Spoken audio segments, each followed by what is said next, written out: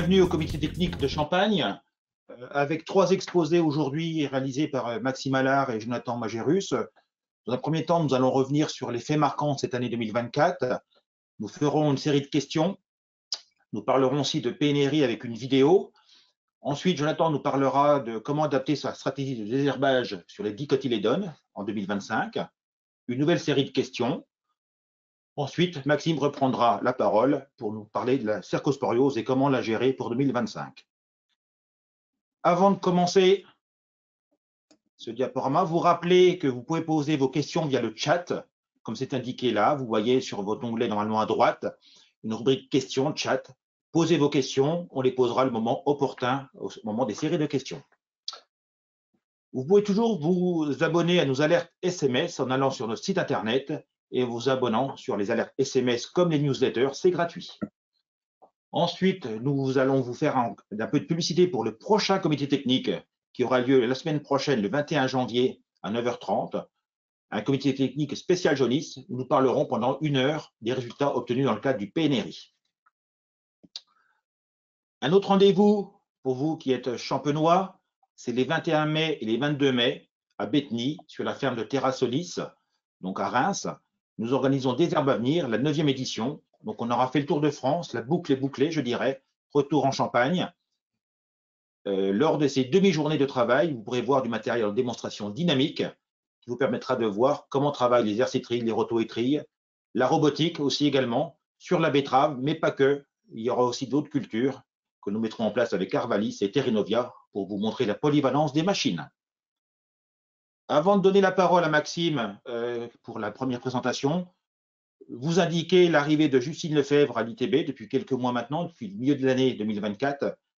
Elle complète l'équipe de Champagne, que vous voyez, avec 4 personnes. Donc maintenant, l'équipe est au complet pour vous suivre et vous aider dans vos choix techniques. Maxime, je te laisse la parole.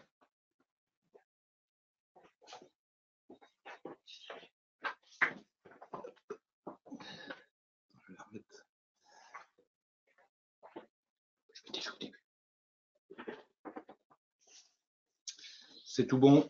Bien, bonjour à toutes et à tous. Merci Ghislain.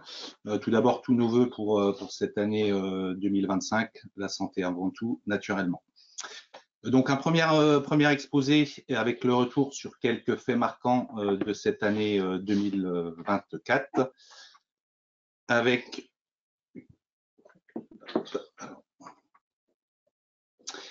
une première diapo sur les rendements de notre région. Donc pour 2024, des rendements corrects, avec une productivité qui va s'établir entre 86 et 87 tonnes à l'hectare pour notre région. Il y a encore des réceptions qui sont naturellement en cours, donc un petit peu supérieur à la moyenne 5 ans, qui s'établit à 83 tonnes hors année 2020. Donc des rendements corrects, notamment en rapport au reste de la France et surtout en rapport aussi au retard de semis, puisque nous avons décalé nos semis d'environ 15 jours cette année, donc des semis avec une médiane plutôt au 12-13 avril, en comparaison d'une médiane 10 ans qui s'établit au 27 mars. Donc un des faits marquants malgré ces rendements corrects, ce sont les richesses plutôt faibles, comme en 2023, pardon. Et donc, il y a différents facteurs explicatifs sur ces richesses faibles. Vous les avez ici à l'écran. Donc, tout d'abord, la pluviométrie, tout ce qui est aspect climatique. Ensuite, l'ensoleillement. On reviendra aussi sur les températures nocturnes. Ou encore, et à mon avis un fait majeur de cette année, le développement de cercosporiose sur notre région. Donc, un premier point sur la pluviométrie qui a été très abondante cette année. Vous avez ici un petit graphique qui vous montre les pluies en millimètres de juin à octobre sur nos 4 stations régionales. Donc, sur la phase d'acquisition de la richesse, puisque qui dit pluie en abondance dit naturellement feuillage exubérant et donc une mobilisation et une dilution des sucres entraînant une richesse et des richesses plutôt faibles. Donc, vous voyez ici qu'en 2024, c'est l'année la plus pluvieuse sur ce créneau sur les 10 dernières années avec 385 mm en moyenne, donc plus 106 mm par rapport à cette moyenne 10 ans, ça représente en gros à peu près 2 mois de pluviométrie supplémentaire. Donc un impact significatif sur la richesse. Vous pouvez le voir aussi au travers de cette présentation qui montre la corrélation justement entre la pluviométrie sur cette phase de juin à octobre et les richesses moyennes pour notre région sur les 20 dernières années. Donc, vous pouvez voir que si on enlève les années un peu atypiques, hein, comme 2019 où on avait eu de la reprise de végétation derrière du stress hydrique, l'année 2020, souvenez-vous-en, avec l'année jaunisse, ou encore les années avec des rendements records où on est capable de faire de la richesse malgré des bonnes pluviométries. Vous voyez que si on trace une courbe, on a une bonne corrélation entre les niveaux de richesse et les niveaux de pluviométrie. Autre facteur explicatif également, le faible ensoleillement, comme en 2023, puisque lorsqu'on a une luminosité qui est réduite, on a automatiquement moins de photosynthèse et donc moins d'accumulation des sucres. Donc cet ensoleillement, il est représenté ici sur ce graphique qui compare l'ensoleillement toujours sur cette période d'acquisition de la richesse entre l'année 2024 et la moyenne 5 ans, donc c'est exprimé en rayonnement, en mégajoules par mètre carré. Et lorsqu'on compare notre année 2024 à cette moyenne, sur les différents mois cumulés, on s'aperçoit qu'on a environ 17 jours de manque d'ensoleillement par rapport à la moyenne, avec 7 jours sur septembre et 5 jours sur juillet. Donc un impact aussi significatif de ce manque d'ensoleillement sur nos richesses.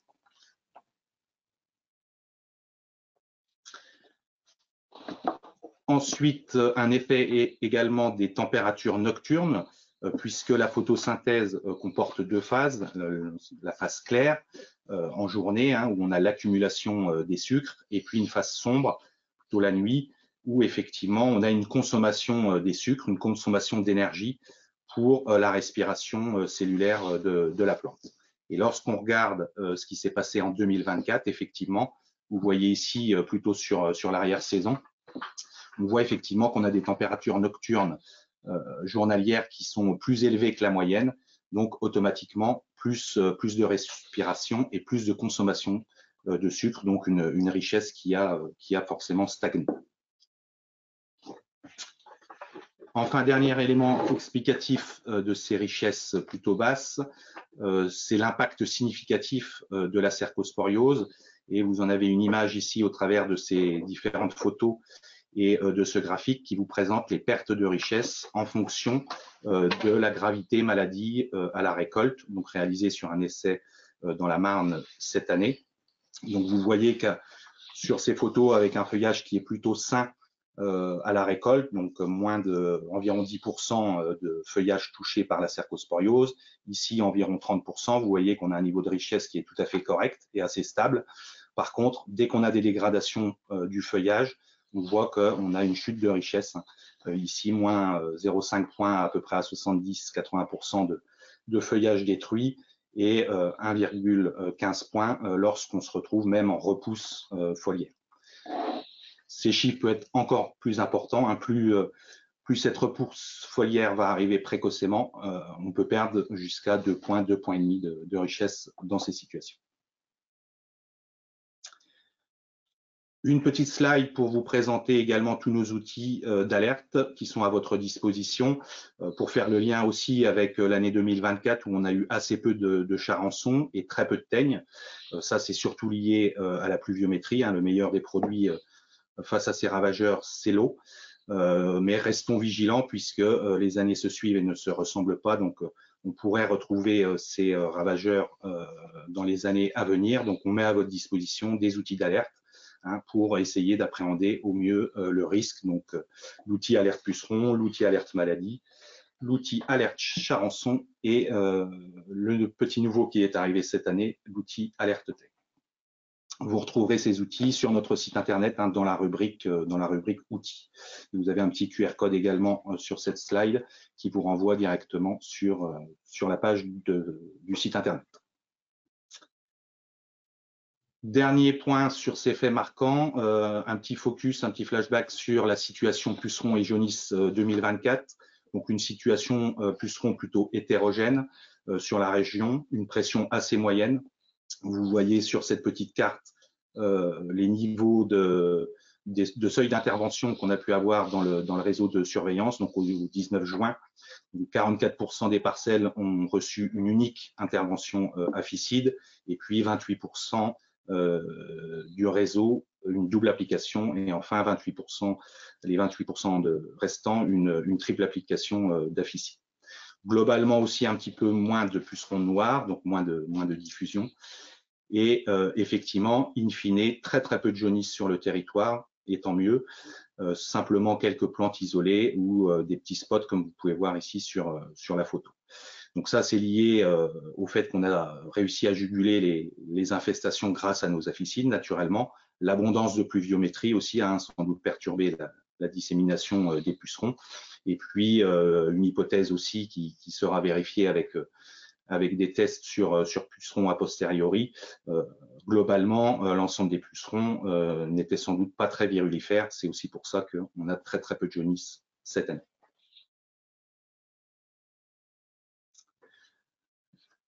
Enfin, une petite présentation pour vous montrer tous les travaux qui sont faits également sur la tolérance génétique à la jaunisse, de gros travaux menés par la filière, par l'ITB, par les services agronomiques de sucrerie.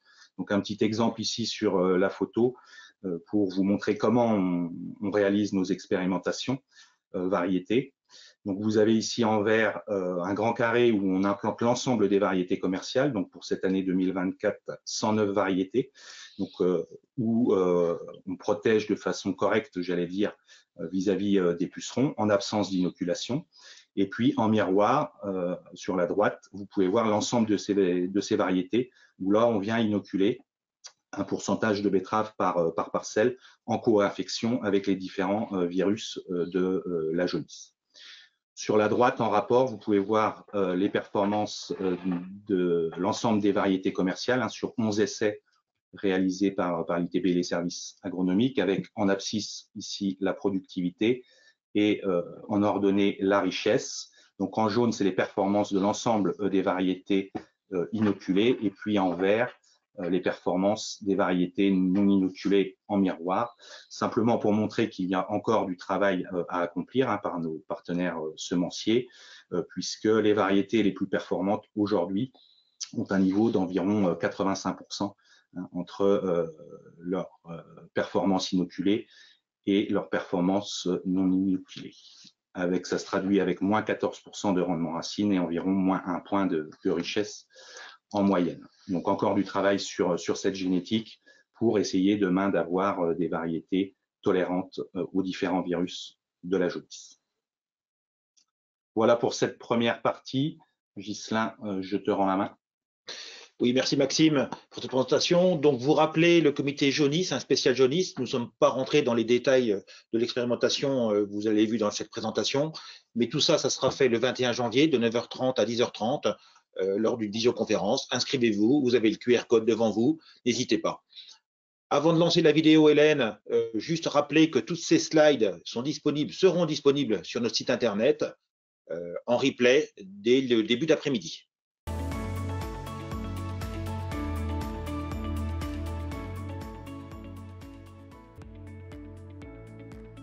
De 2020 à 2023, le PNRI, Plan national de recherche et d'innovation vers des solutions opérationnelles contre la jaunisse de la betterave sucrière, a réuni une quarantaine de partenaires travaillant sur 23 projets de recherche. Ce plan était doté de 20 millions d'euros de financement au total, dont 7 millions d'euros publics. Les itinéraires techniques développés dans le PNRI visent à retarder au maximum la date de première contamination des betteraves.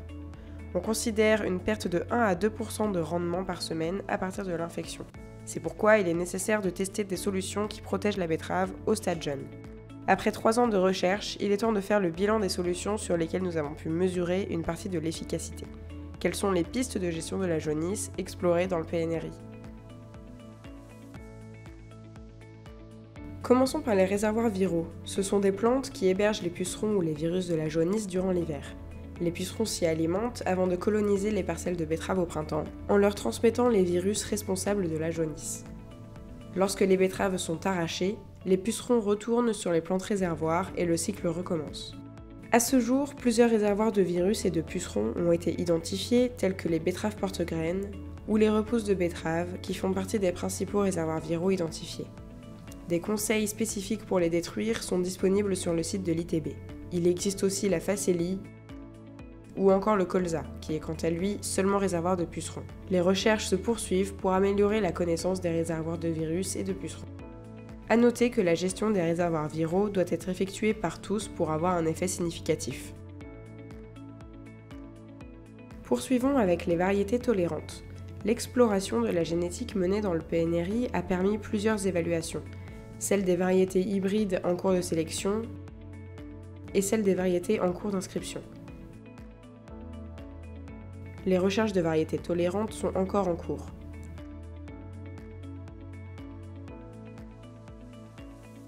Troisième piste, les plantes compagnes qui sont des espèces cultivées avec la betterave sucrière en début de cycle, permettant de réduire les populations de pucerons vecteurs de jaunisse.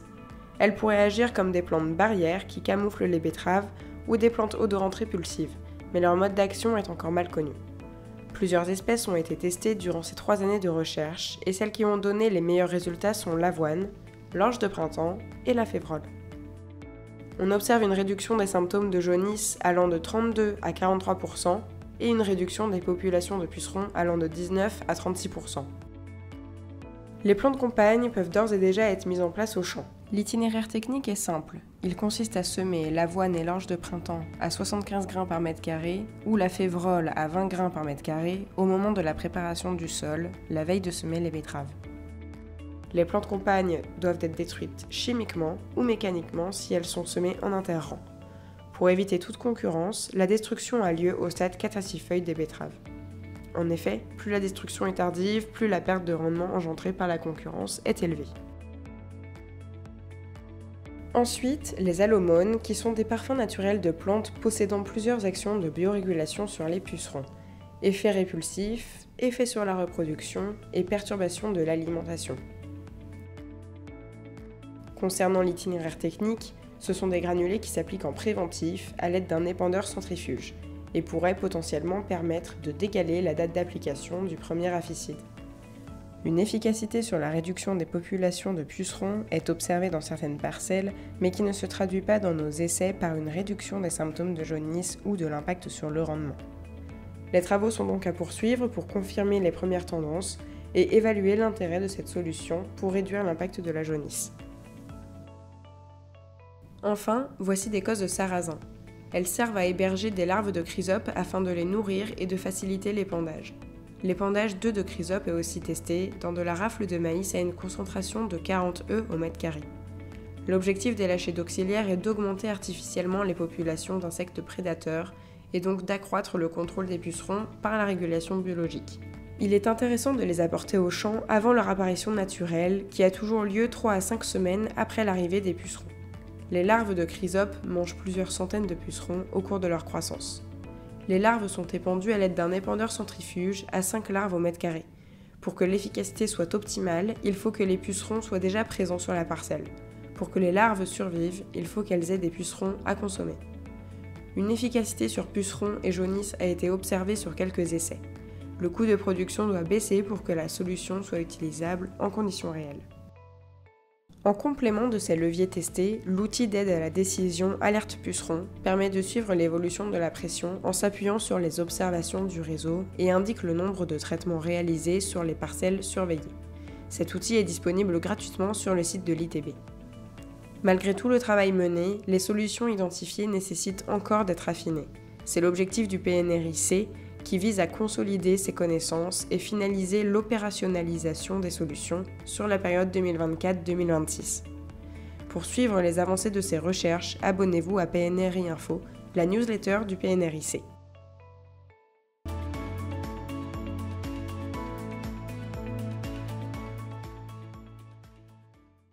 Inscrivez-vous à notre comité technique du 21 janvier pour avoir plus d'informations et des résultats d'essai pendant 1 heure sur la jaunisse. Maxime, quelques questions qui reviennent par rapport à ton exposé. Quel est l'impact sur les rendements des dates de semis pour cette année? C'est bon, ma caméra était. Alors on peut considérer effectivement qu'un retard d'1 jour de semis entraîne une perte moyenne d'à peu près une demi-tonne, un petit peu plus par jour de retard. Et plus on va avancer en saison, plus ce différentiel va être important. C'est ce qui explique en partie les rendements plutôt faibles cette année au niveau national. Tu nous as parlé de richesses faibles, mais quel est l'impact de l'azote et d'un excédent d'azote sur ces richesses faibles? Alors effectivement, au niveau azote, on peut avoir un petit impact, hein, notamment quand on a des minéralisations automnales. Et donc, quand on regarde ce qui s'est passé cette année, comme l'an dernier d'ailleurs, on a en général une dizaine ou une vingtaine d'unités maximum de minéralisation supplémentaire par rapport à ce que auraient pu simuler les modèles. Et lorsqu'on est sur ces niveaux d'écart de fertilisation, l'impact sur la richesse est quand même moindre, hein. On peut compter quelques dixièmes, j'allais dire, sur ces créneaux. Une question sur les pucerons. Actuellement, ils gèlent, des températures négatives, -5, -6, voire plus. Quels sont leurs impacts sur les pucerons ou sur les virus? Effectivement, plus il va faire froid, plus ça va réguler naturellement les populations. Mais je pense qu'on en manque encore un petit peu aujourd'hui, hein. C'est vraiment quand on a des températures supérieures à -5 degrés pendant plusieurs jours consécutifs où on pourrait avoir une régulation des populations de pucerons. Donc, espérons qu'il fasse encore froid d'ici le printemps. Merci Maxime pour ces réponses. J'ai épuisé mes questions sur le chat. N'hésitez pas à les poser, hein. Vous avez sur l'onglet questions. Sinon, je vais donner la parole tout de suite à Jonathan qui va nous parler de désherbage. À toi, Jonathan. Merci.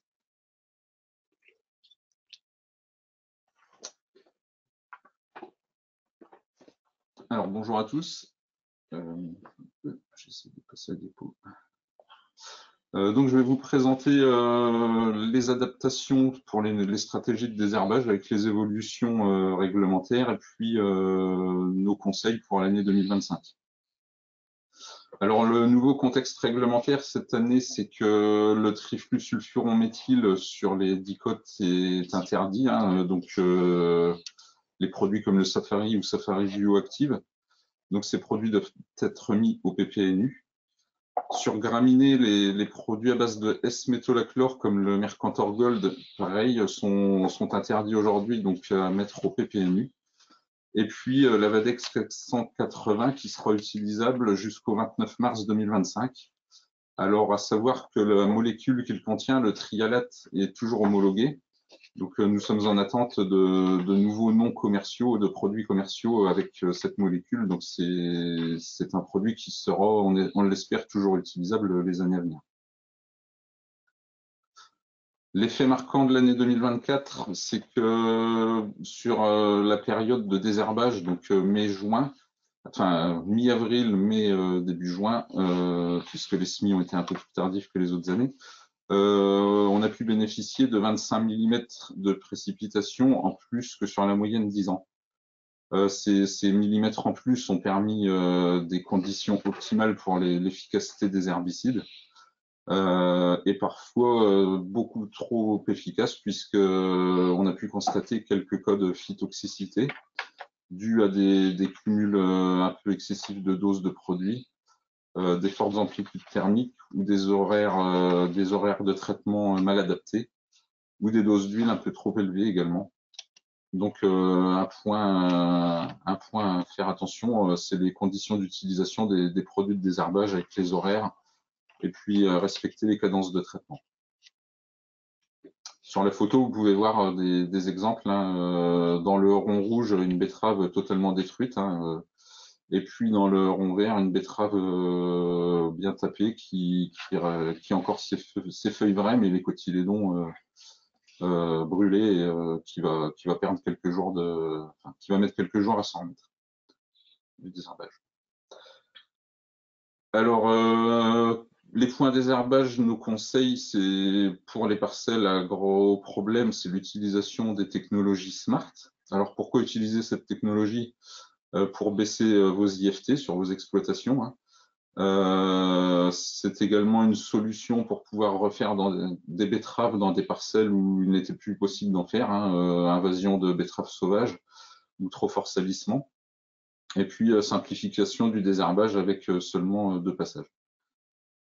Comment utiliser cette technologie? Donc, il faudra implanter des variétés smart et pas de mélange avec des variétés classiques. Faire 2 passages de traitement avec le Conviso One à 2 passages 2 fois 0,5 litres avec obligatoirement des partenaires comme le Bétanal Tramat. Il faudra faire des passages spécifiques pour les graminées et les vivaces. Alors le Conviso One normalement fait les graminées, mais justement, c'est marqué juste en dessous, on constate qu'il peut y avoir des résistances sur les graminées, résistance aux ALS. Et puis, il faudra obligatoirement sortir les montées à graines de l'année dans vos parcelles et gérer les repousses de betteraves dans les cultures suivantes. Ces variétés ont quelques petits problèmes, on va dire, de qualité technologique qui sont de qualité plus faible que les variétés classiques. Et cette année, on a pu observer quelques pourritures sur racines dans quelques cas particuliers. Et nous sommes en train de faire des diagnostics sur ces pourritures de racines pour les variétés smart. Alors, il faudra bien sûr intervenir au bon moment, donc au stade de feuilleret des clénopodes pour le T1, et puis revenir au T2 avec un T2 10 à 15 jours plus tard. Sur la photo de gauche, vous voyez donc dans le rond le stade de feuilleret des clénopodes, donc cotylédon plus de feuilles. Et c'est à peu près ce qu'on voit sur la photo qui est juste à gauche pour les stades de betterave. Et par contre, sur la photo de droite, vous verrez que c'est beaucoup trop tard pour intervenir. Et là, même le Conviso ne sera plus efficace à ce stade-là. Aujourd'hui, beaucoup de variétés smart sont sur le marché. Ici, vous avez les résultats variétés de 5 essais en 2024. C'est le regroupement ITB et services agronomiques de sucrerie. Les points gris, ce sont les témoins variétés classiques, donc témoins variétés rhizo et nématode. Les points verts, ce sont les variétés smart rhizo et les points bleus, les variétés smart nématode. Donc vous pouvez voir une large gamme de variétés. Ces variétés sortent à 96% des témoins des variétés classiques. Donc on peut estimer, on estime une perte de 4% du rendement par rapport à des variétés classiques, mais cela en ayant des parcelles propres dans tous les cas. Ce que l'on peut voir avec le point orange, c'est que l'on perd avec une variété smart 5% de rendement lorsqu'on la désherbe avec des programmes classiques. Donc tout ça pour vous dire que grâce au Conviso, on retarde le premier passage de traitement. Donc les betteraves auront moins de problèmes de sélectivité face au désherbage plus précoce que l'on aurait avec des programmes classiques type BTGV ou programme complet. Le coût de cette technologie, donc on vous a fait un calcul ici dans une parcelle avec de grosses difficultés de désherbage. Donc en désherbage conventionnel comparé à la technologie Smart. Donc le coût de la semence dans des betteraves classiques est de 322 € de l'hectare contre 485 € pour des variétés Smart.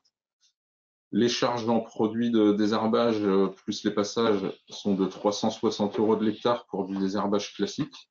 Donc là on est en 5 passages avec un programme complet des fortes doses de bétanal, du cuit de miracle, du centium pour insister sur des parcelles sales. Et donc comparé à 142 € de l'hectare pour du désherbage au Conviso. Donc un coût total des charges de 682 € en désherbage conventionnel contre 627 € en désherbage avec technologie Smart. Donc un différentiel de 55 € en faveur des Smart. Je vous ai dit qu'on avait une perte de rendement de 4% sur ces variétés, donc ce qui nous fait, avec une base de 87 tonnes hectares, c'était la moyenne de cette année, une perte de 84 €.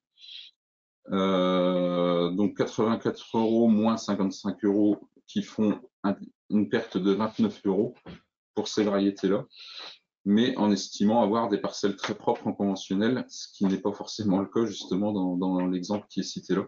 Donc la perte liée à la concurrence des adventices pourrait être largement supérieure à ces 29 €. Dans notre région, une adventice que l'on retrouve assez souvent, c'est les Amimajus, et que l'on va avoir de plus en plus de mal à gérer avec l'arrêt du safari. Donc, quelle stratégie pour lutter contre cette adventice? Ici, je vous présente un essai mené dans la Marne en forte infestation. Donc, il y avait 584 Amimajus au mètre carré cette année. Donc sur la partie de, alors déjà tous les graphiques, la barre horizontale au niveau du 7, c'est la note de satisfaction. Donc c'est une note que l'on estime pour des parcelles propres. Donc 10 parcelles très propres, 0 parcelles sales et 7 satisfaisants. Donc sur la gauche, vous avez le programme classique, hein, une prélevée avec du K0 1,6 litre, repris par 4 passages de Bétanal Tramat Goltix Silver Isar. En ayant nos 250 grammes de cuit de Mérac au total, nous arrivons tout juste à 6,5 de satisfaction. Donc, c'est une note pas satisfaisante. Et ce que l'on peut voir, c'est que lorsqu'on utilise du Conviso, on arrive à une note de 10, donc 100% d'efficacité, avec seulement 2 passages. Et puis, on peut voir que nous étudions des produits, de nouveaux produits, de nouvelles matières actives, qui ne sont pas sur le marché actuellement, qui vont être en 4 passages tout en post-levé, mais qui ont des notes de satisfaction sur Amimajus très satisfaisantes, puisqu'il y a 100% d'efficacité également. Non, c'est pas grave. La prélevée est-elle nécessaire sur les Amimajus? Donc ici, la moyenne de 2 essais, 2023 et 2024, 2 essais avec forte infestation d'Amimajus. Ce que l'on peut voir, c'est que lorsque l'on met un cuit de Mérac en prélevé repris par du cuit de Mérac en post-levé, donc avec une dose totale de 250 grammes par hectare, donc ce qui fait l'équivalent d'un K0 à 1,6 litre en pré et puis du K0 au kilo en post, on arrive à une note de satisfaction un petit peu au-dessus de 8. Alors que lorsque l'on met tout le cuit de Mérac, donc les 250 grammes en prélevé, en post-levé, pardon, oui. On arrive sur une note de satisfaction inférieure à 7. Donc, il faut répartir cette molécule aussi bien sur l'après que sur la post.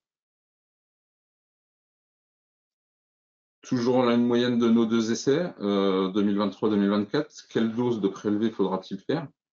Donc ici, le K0 à 1,6 litre comparé au K0 à 3,5 litres. Donc le 3,5 litres, c'est les 250 grammes de cuit de Mérac, tout mis avant aussitôt le semis. Et on voit que l'on baisse fortement l'efficacité de cette molécule. Donc ce qui est conseillé, c'est de répartir le cuit de Mérac tout au long des désherbages, donc en pré et sur les 3 premiers passages de poste. Ici, eh bien, donc un résumé de ces conseils. Donc l'objectif de 250 grammes par hectare par an de cuit de Mérac. En forte infestation, effectuer une prélevée avec du K0 ou du Goltix Silver et repris en post-levé par les K0 et ou Okido ou le Goltix Silver.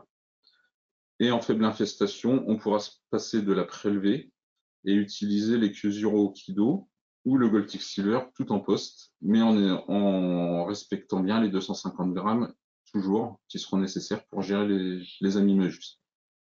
Et on bellifère. Une autre présentation, quelle stratégie contre les mercuriales? Donc ici un essai en forte infestation en 2024 où nous avions 98 mercuriales au mètre carré. Donc les 2 premiers petits graphiques sont pour vous montrer que la prélevée n'a pas d'efficacité sur mercure, donc le cuit de Mérac. Avec ou sans prélevé, nous avons la même efficacité de 7 sur 10. Et puis lorsqu'on va ajouter du Centium, donc la clomazone, on va gagner quelques points d'efficacité. Donc la clomazone que vous pouvez utiliser à partir du stade de feuillurée de la betterave à 0,035 litres hectare et repris ensuite à 0,05 ou voire 0,1 suivant l'infestation. Quelle stratégie pour lutter contre les graminées? Donc, on rencontre de plus en plus de problèmes contre les graminées avec l'arrêt des molécules. Hein. Je vous disais tout à l'heure le S-métolachlore, le trialate. Alors le trialate, la molécule est toujours homologuée, mais c'est le produit commercial, la Vadex 480, qui va être arrêté le 29 mars.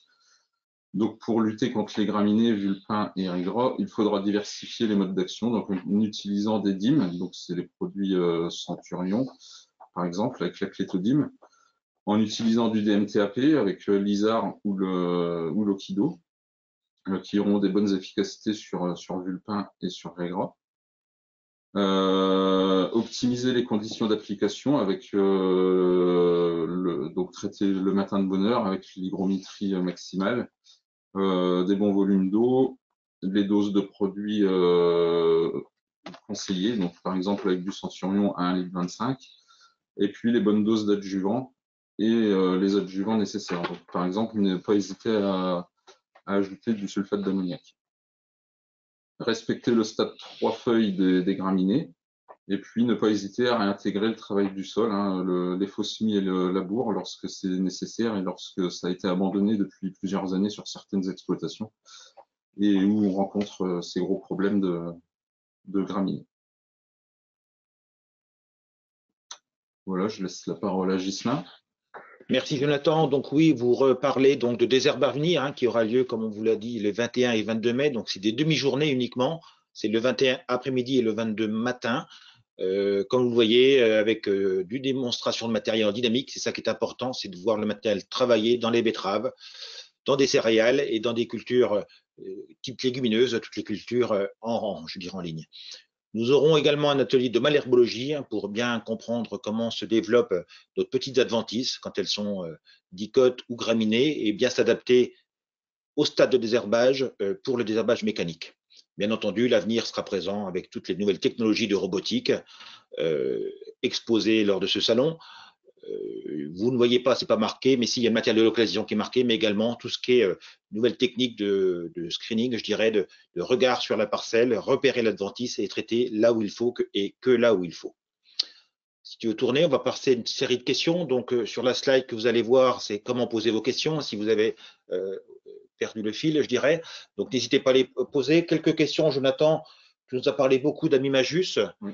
Mais qu'en est-il des étuisas? C'est le même programme pour toi? Alors, les étuisas peuvent être gérés alors également avec le Cunmerac, hein, avec les mêmes programmes, mais également avec le Centurion. Le Centium, pardon, excusez-moi. Oui, ça va moins. Tu nous as pas parlé de crucifères, oui. Mais il y a des questions. Moi, j'ai des crucifères. Qu'est-ce que je fais sur mes crucifères? Alors, ça peut être très varié. Moi, pas de crucifères, puis du colza, plein d'autres choses. Oui, alors crucifères, il y en a plusieurs, colza et puis sans Ravenel. Alors, colza, on va pouvoir les gérer avec le Vanzar. Hein. C'est vrai que le Safari faisait bien le travail. Donc, mettre du Vanzar à chaque passage avec des bonnes doses. Et tout ce qui est Ravenel et cendre, là, c'est plutôt en augmentant les doses de bétanal.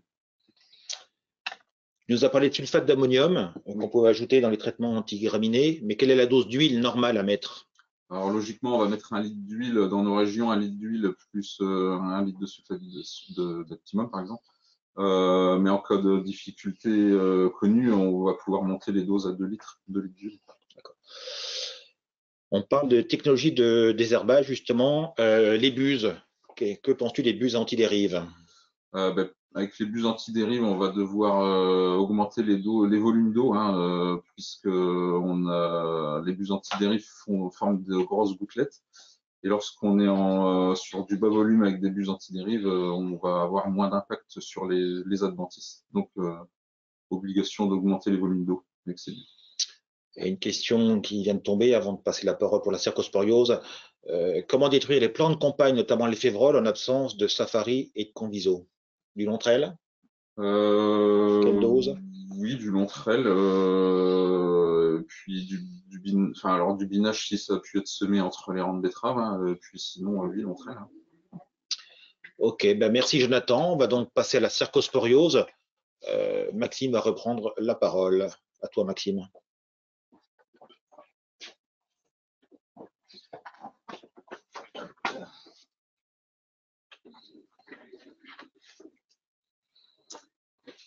Ok, merci Ghislain. J'avance. Donc effectivement, dernière partie de ce comité technique avec un chapitre sur la cercosporiose et comment lutter efficacement contre cette maladie, puisque nous faisons le constat effectivement d'une pression croissante sur notre région depuis ces dernières années. Vous l'avez illustré ici au travers du développement de la cercosporiose, donc après le 20 octobre, issu de notre réseau de surveillance.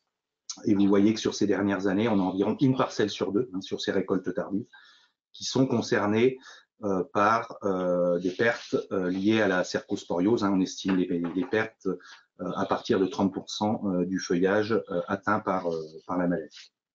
Pression très forte aussi cette année, historiquement forte même, puisque c'est l'année où on a fait le plus d'interventions fongicides depuis ces dernières années, avec en moyenne cette année dans notre réseau de surveillance 3,5 traitements pour nous protéger contre cette maladie.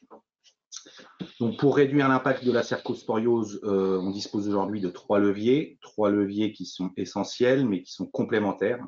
L'un ne va pas sans l'autre. Le levier variétal, on va y revenir, tout ce qui a trait à la protection fongicide, et puis enfin dans des situations à risque élevé, quelques méthodes prophylactiques. Donc le premier point, la tolérance variétale à la cercosporiose. Donc c'est travaillé à l'ITB dans des observatoires, maladies du feuillage, comme vous pouvez le voir ici sur cette photo de gauche, où on implante l'ensemble des variétés commerciales et en cours d'inscription.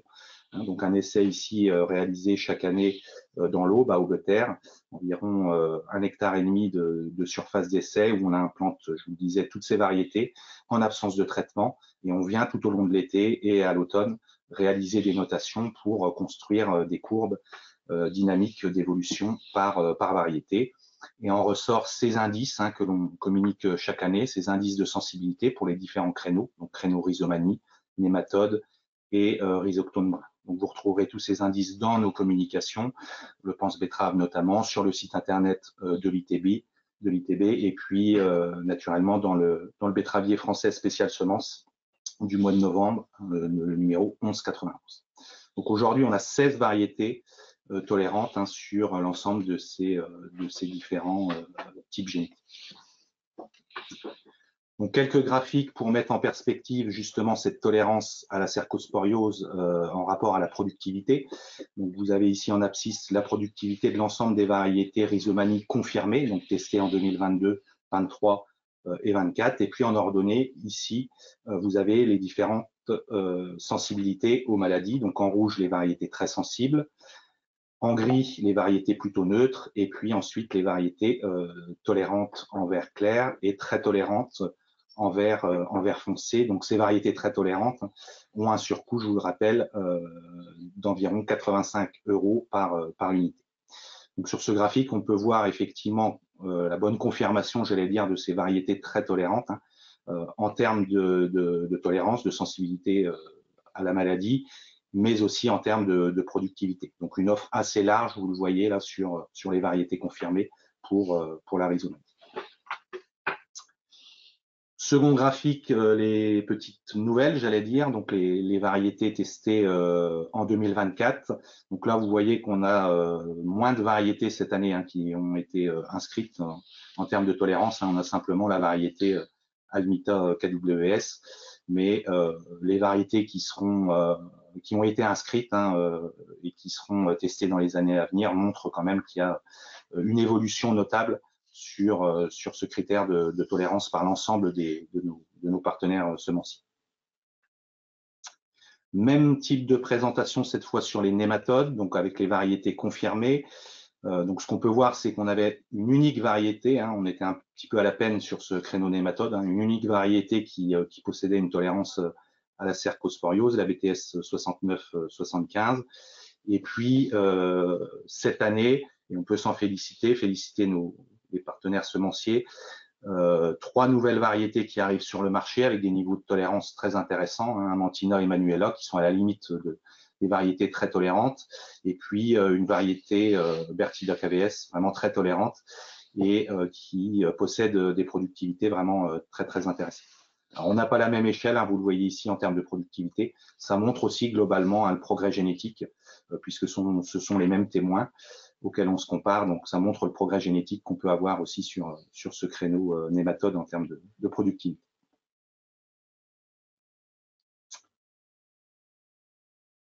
Donc, une question peut se poser avec l'arrivée de ces nouvelles variétés très tolérantes, c'est quels sont leurs intérêts et comment les piloter. Donc, pour répondre à ces questions, vous avez ici quelques photos d'un essai stratégie fongicide mené dans la Marne avec une récolte plutôt tardive, hein, au 25 novembre 2024. Donc, on s'est mis dans une situation avec une bonne pression cercosporiose. Donc, vous voyez ici les photos de développement de cercosporiose pour différentes modalités. Donc, tout d'abord, une variété très sensible, hein, où on a réalisé 4 interventions. Donc, vous voyez qu'on a quand même un bon développement de maladie à cette date du 25 novembre. À côté, une variété plus résiliente, hein, une variété tolérante, 4 interventions également. Et en comparaison, vous avez ici un crescendo de nombre d'interventions sur une variété très tolérante. 0 traitement, 1 traitement, on voit que c'est pas du tout suffisant, hein, en termes de résilience. Et puis, dès qu'on commence à faire 2, 3, voire 4 traitements, vous voyez ici les différences visuelles sur la gravité. Les résultats de productivité maintenant de cet essai, donc ils sont exprimés ici en pourcent de la variété tolérante. Donc vous voyez qu'on a une perte de productivité pour une variété très sensible. Donc ça fait partie de nos conseils, hein. On va déconseiller des variétés très sensibles, en tout cas à ces dates de récolte. Donc pression assez forte, hein, dans l'essai, puisque vous le voyez ici, entre les témoins et le témoin variété sensible et la variété sensible protégée, très sensible, pardon, protégée correctement, on a 34% de perte et puis 22% sur la variété tolérante. Et puis en face, sur la droite, là vous retrouvez l'évolution de la productivité en fonction du nombre de traitements pour une variété très tolérante. Donc vous voyez qu'il y a nécessité de traiter ces variétés très tolérantes, hein, puisque plus on va augmenter le nombre d'interventions, plus on va atteindre un optimum de productivité qui se trouve ici à 8% pour 3 interventions. Donc on voit qu'en comparaison d'une variété très tolérante, on a quand même économisé une intervention, hein, puisque le cas de traitement ne fait pas mieux en termes de productivité. Donc le surcoût de la semence de 85 €, hein, dans cette situation sera compensé à la fois par le gain de productivité et à la fois également par la réduction du nombre d'interventions. Je le rappelle, dans cette situation spécifique, hein, de l'année 2025 sur un essai 2024, pardon, sur un essai au nord de la Marne. Donc, comment cette variété s'est comportée en termes de dynamique d'infestation? Donc, vous avez ici sur ce graphique la dynamique d'évolution de la cerco pour les 2 variétés. Donc, la variété tolérante avec 4 interventions et en comparaison la variété très tolérante. Et on voit qu'en fait, l'écart s'est joué entre le T1 et le T3 de la variété tolérante, pardon, où on a pu allonger, hein, de 19 jours le délai entre cette intervention T1 et cette intervention T2. On atteint seulement le seuil d'intervention T2 qui est de 20% le 26 août. Donc c'est à ce moment-là qu'on a pu allonger un petit peu les délais et gagner ensuite, in fine, sur le nombre d'interventions totales. Donc le conseil, c'est d'adapter naturellement la typologie des variétés aux dates de récolte, hein, en réservant les variétés très sensibles vraiment sur les premiers arrachages. Tout ce qui est variétés sensibles et peu sensibles, on peut les mener jusqu'à environ mi-octobre.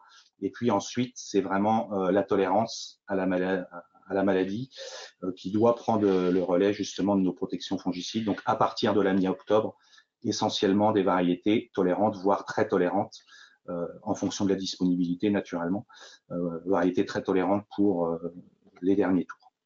C'est là qu'on les valorisera au mieux. Un point sur la protection fongicide, donc pour déclencher vos interventions naturellement au bon moment. Donc aujourd'hui, vous bénéficiez de notre petit OAD, hein, alerte maladie. Je vous le rappelle, c'est une carte interactive disponible sur notre site internet qui est remise à jour toutes les semaines et qui vous permet d'appréhender le risque auprès de vos parcelles.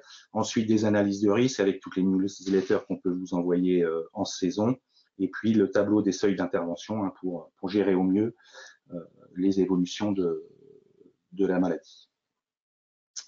Donc, ce qui serait important, c'est d'intervenir aux premiers symptômes, donc ni trop tôt ni trop tard. C'est ce que vous montrent ces résultats d'essais qui mettent en évidence la productivité en pourcent d'un témoin non traité sur une synthèse d'essais de 9 essais menés de 2019 à 2024, où on compare des premières interventions aux premiers symptômes à l'apparition de la maladie et des traitements un peu trop anticipés d'environ 15 jours. Donc on voit qu'il n'y a pas de nécessité, on a une équivalence en termes de productivité. Par contre, le risque d'intervenir vraiment trop tôt, c'est de multiplier aussi les interventions. Et dans ces situations, on voit que dans un tiers des cas, on a dû réaliser un traitement supplémentaire. Donc la question peut se poser effectivement aussi avec l'arrivée de ces nouvelles variétés très tolérantes. Donc même exercice cette année sur variétés très tolérantes. Vous voyez ici les différences de productivité entre un traitement anticipé, donc avant symptômes, un traitement au seuil, au premier symptôme, donc 3 traitements. On a pu aussi économiser un traitement dans cette situation-là. Par contre, il faut bien intervenir dès l'arrivée de ces premiers symptômes, puisque lorsqu'on retarde un peu trop la protection fongicide, on voit que c'est au détriment de la productivité. On a réduit le nombre de traitements, mais on a également réduit le niveau de productivité de cette variété très tolérante. Donc, traitez au bon moment et surveillez vos parcelles, puisque la dynamique est vraiment propre à chaque situation. Vous le voyez ici avec l'évolution des seuils d'intervention dans notre réseau de surveillance Champagne 2024, simplement pour mettre en évidence que vous le voyez ici sur un secteur géographique sur 2 parcelles assez proches. On voit que on a une parcelle qui déclenche dès le 25 juin, où on a les premiers symptômes qui arrivent, donc déclenchement nécessaire, alors que dans le même secteur, la dernière parcelle atteint seulement le seuil d'intervention T1 au 17 juillet. Donc 3 semaines, et 3 semaines aujourd'hui, c'est environ la rémanence d'un traitement. Donc c'est vraiment la surveillance qui permettra d'optimiser au mieux la protection fongicide. Un petit focus sur les produits, avec ici les performances pour chaque produit testé et homologué sur la culture de betterave, donc classé par ordre d'efficacité. Donc vous voyez qu'aujourd'hui le meilleur produit c'est l'Heron SC à base de cuivre. On peut se féliciter également de l'arrivée d'un nouveau produit qu'on a eu en fin de saison 2024, le Propulse à base de prothioconazole. Donc on voit que c'est le deuxième produit aujourd'hui le plus efficace sur cercosporiose. Et puis les références un peu plus anciennes, le Spiral, Bellanti, les associations Timbal Passerelle, Revistar. Vous voyez ce décrescendo d'efficacité. Naturellement, on déconseillera toujours les produits à base de strobilurine puisqu'on a de la résistance avérée. Et aussi, vous voyez ici les résultats d'efficacité des triazoles seuls.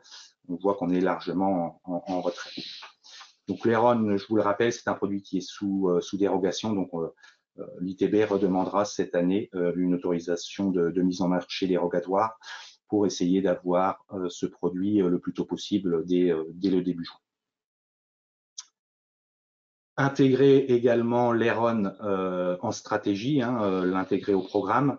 Vous voyez ici les résultats améliorés sur l'ensemble des produits lorsqu'on intègre 2,75 litres d'Heron SC. Vous voyez que pour l'ensemble des produits, on augmente de façon significative l'efficacité. Alors un peu moins avec le Propulse, mais vous voyez des produits qui étaient en retrait d'efficacité, type Revistar, on voit que dès qu'on associe avec du cuivre, on a un bonus non négligeable d'efficacité. En termes de dose, la dose pivot sur l'Heron SC doit rester de 2,75 litres, soit environ 750 grammes de cuivre. C'est ce que vous voyez ici sur les performances, sur une synthèse d'essai. On voit également que la dose d'1,85 litre, 500 grammes, entraîne aussi des efficacités tout à fait intéressantes. Donc, en fonction de la pression, on va pouvoir moduler, si besoin, la dose entre 2,75 litres et 1,85 litre.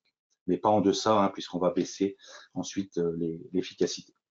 Attention tout de même aux cuivres type engrais, hein, qui peuvent être distribués, simplement parce que leur efficacité peut être un petit peu plus variable. On peut avoir également des problèmes physiques, hein, de compatibilité physique, des problèmes de rinçage, de bouchage. C'est arrivé. Cette année, sur certaines formes chélatées, on a pu aussi avoir un peu de phytotoxicité, hein, des brûlures sur les betteraves. Donc, il faut impérativement utiliser le produit RNSC, qui a été développé spécifiquement pour la betterave. Donc, ce produit, il possède aussi une formulation, hein, qui sera aussi sans doute beaucoup plus performante par rapport au lessivage, par rapport à ces cuivres NF.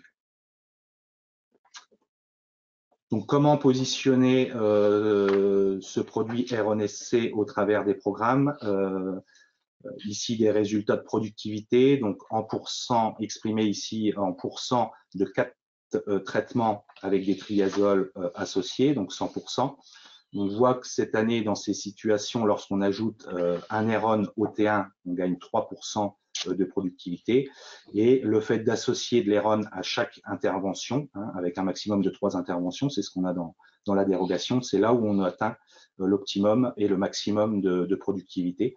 Donc, en fonction de la pression, hein, là, je vous le rappelle, la pression était très forte cette année, il faudra systématiser les associations cuivre plus triazole. Une autre modalité aussi qui a été testée, hein, pour essayer de baisser un petit peu le coût de la protection fongicide, hein, puisque aujourd'hui, quand on regarde, on a des coûts de protection fongicide qui sont très importants, voire supérieurs parfois au poste désherbage.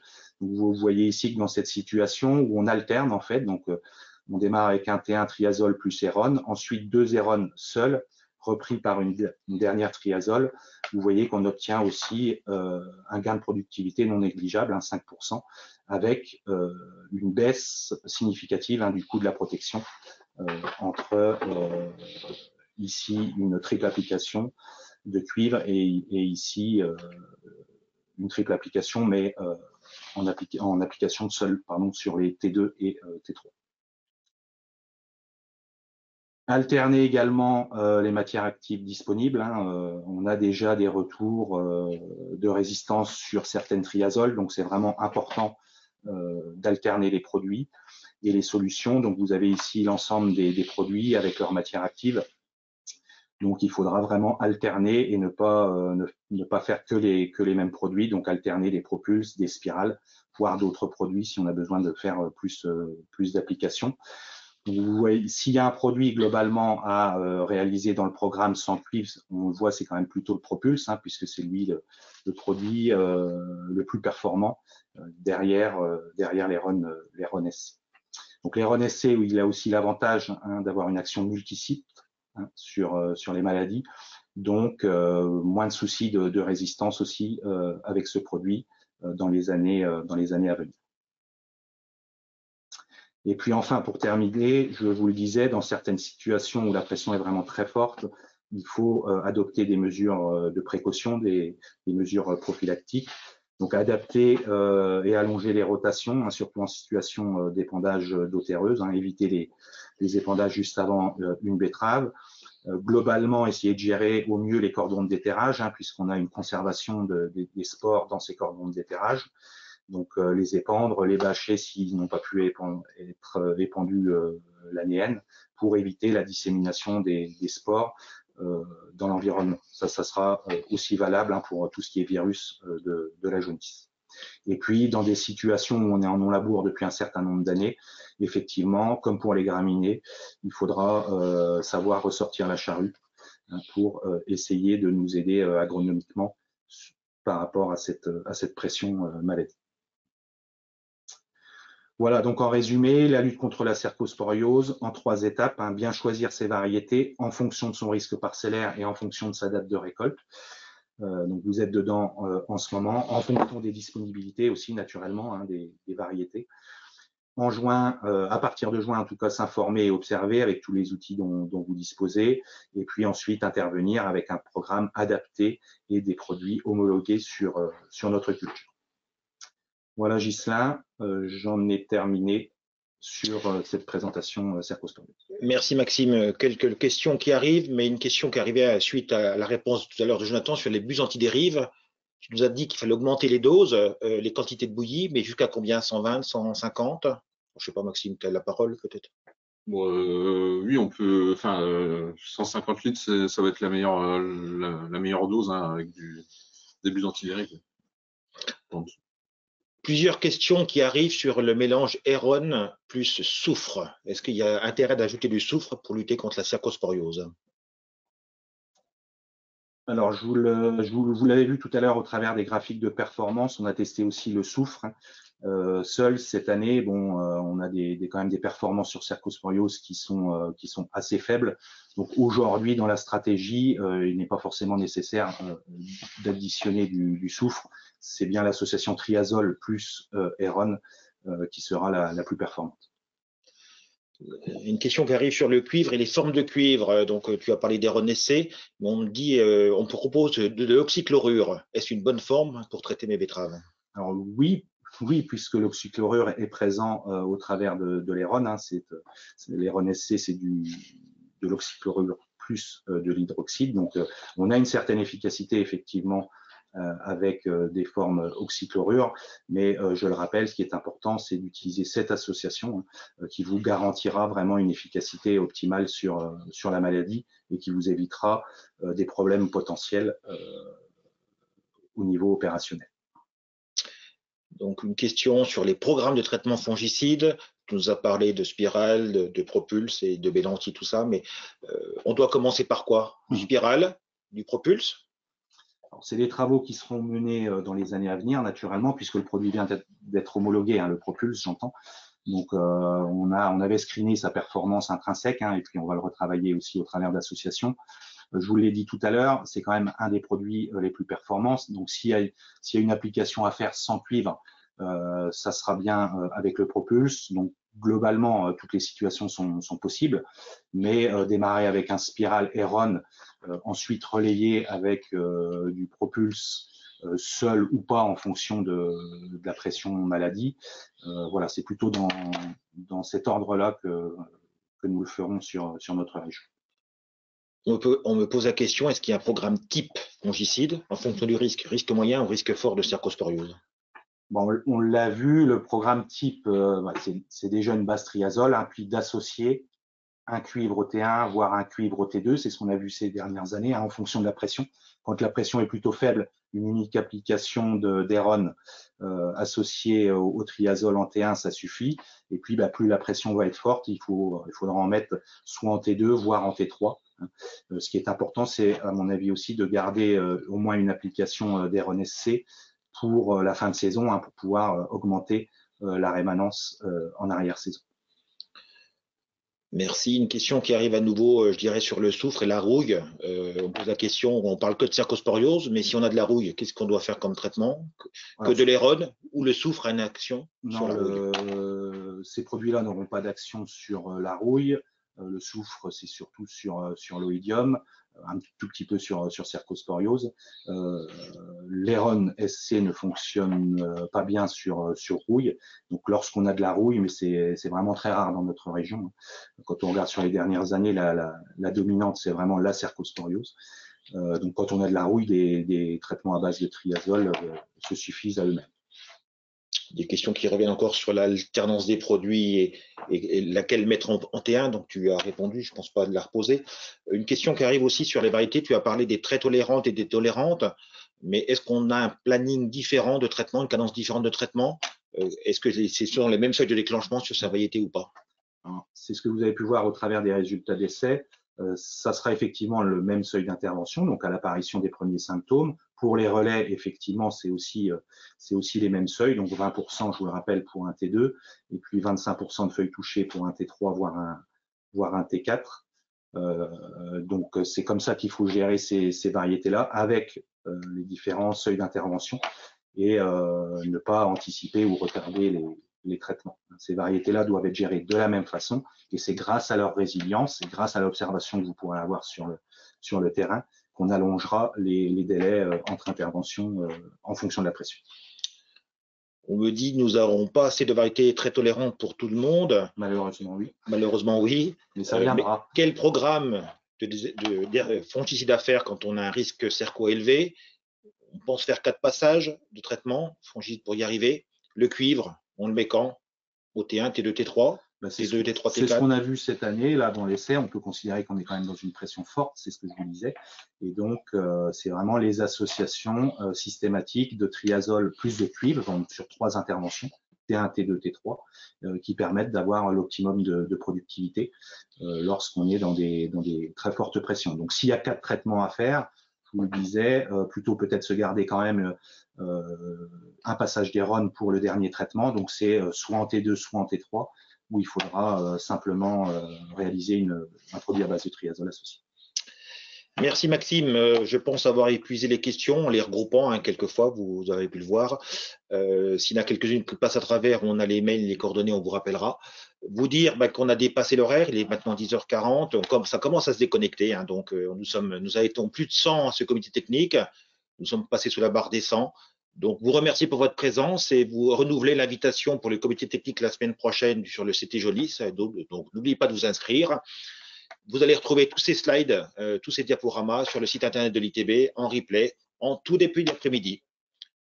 Bonne journée à tous. Au revoir. Bonne journée, merci.